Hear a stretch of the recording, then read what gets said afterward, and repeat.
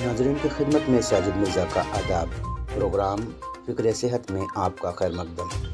ناظرین، عام طور پر لوگ ناشتے یا اپنی روزمرہ روٹین میں کم وقت ہونے کے سبب آسانی سے بنی ہوئی دستیاب ڈبل روٹی، بریڈ یا پاؤ کا استعمال شروع کر دیتے ہیں۔ بچے بھی صبح کے وقت ٹوسٹ، کھالک، بریڈ اور ڈبل روٹی لینا پسند کرتے ہیں، جس کے صحت پر مثبت یا منفی اثرات سے متعلق ہمارے لیے جاننا بہت ضروری ہے۔ طبی ماہرین کے مطابق عام عوام میں ایک یہ بھی تاثر پایا جاتا ہے کہ ڈبل روٹی مریضوں کے کھانے کے لیے بہترین اور نرم غذا ہے، جبکہ یہ تاثر نہایت غلط ہے۔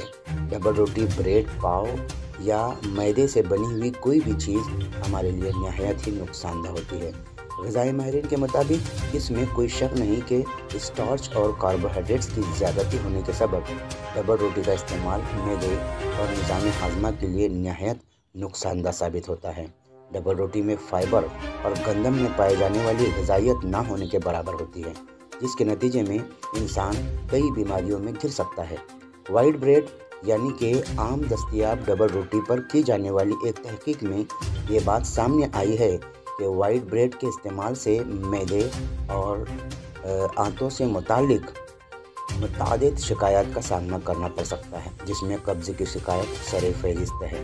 اس تحقیق میں وائٹ اور براؤن بریڈ کے درمیان موازنہ بھی کیا گیا کہ وائٹ اور براؤن بریڈ میں سے کون سی بریڈ صحت کے لیے زیادہ بہتر اور نقصان دہ ہے۔ ماہرین کی جانب سے تحقیق میں شامل رضاکاروں کو دو گروپوں میں تقسیم کیا گیا تھا۔ ایک گروپ کے افراد کو سفید یعنی ریفائنڈ آٹے سے بنی وائٹ بریڈ، جبکہ دوسرے گروپ کو براؤن یعنی کہ مکمل غذائی اجزاء سے تیار کی گئی براؤن بریڈ استعمال کروایا گیا، اور بعد ازاں دونوں گروپس کے رضاکاروں کے صحت سے متعلق ٹیسٹ کیے گئے۔ تحقیق کے نتیجے میں سامنے آنے والے نتائج سے معلوم ہوا کہ دونوں طرح کی ڈبل روٹی کے فوائد صحت پر یکساں تھے، البتہ براؤن بریڈ کو وزن کم کرنے اور آنتوں کے کینسر میں مبتلا افراد کے لیے قدرے بہتر، جبکہ وائٹ بریڈ کو قبض، معدے میں درد اور نظام ہاضمہ سے متعلق دیگر چھوٹی موٹی شکایات کا سبب پایا گیا۔ اسی لیے آپ سبھی ناظرین سے اپیل کی جاتی ہے کہ اپنی صحت کا خیال رکھیں اور ڈبل روٹی، بریڈ کی بجائے ناشتے میں روٹی کا استعمال کریں۔